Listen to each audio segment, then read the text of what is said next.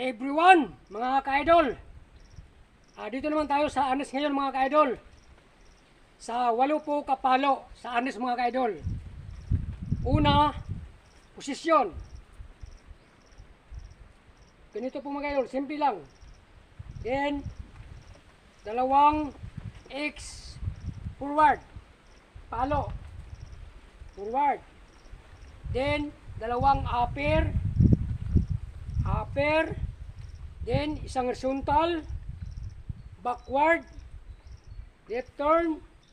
Then, pictos. Okay po mga ka-idol. I-rapid po natin mga ka-idol para medyo mabilis po.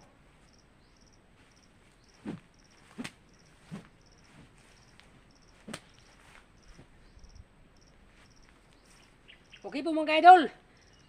Tapos na po tayo at maraming salamat po sa inyong panonood po sa maiksi ko pong video. Please like and follow my YouTube channel, Kaidoluban. Sige po, thank you for watching at ingat-ingat po sa lahat and bye-bye. God bless.